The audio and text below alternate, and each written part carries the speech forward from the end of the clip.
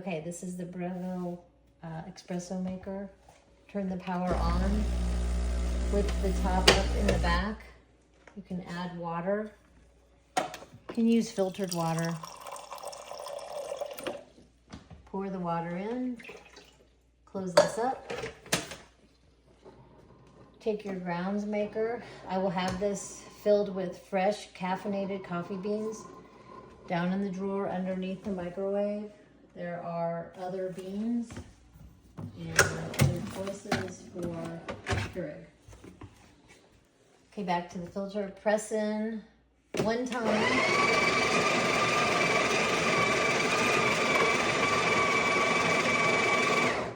It will give you enough grounds for one double espresso.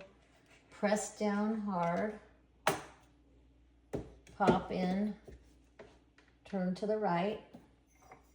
Place your cup and press the double shot or single shot. We'll do double shot. Make sure the pressure gets up to half.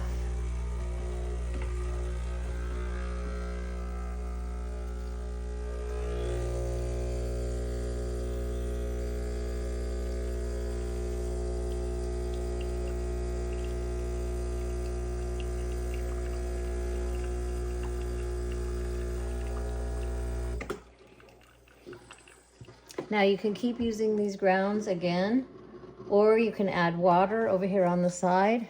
There's a water button and a button for steam. So I'm going to add water. Can you see that?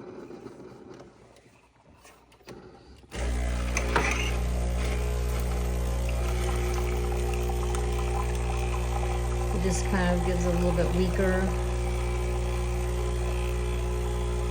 And then if you turn it to the other side, it will do steam.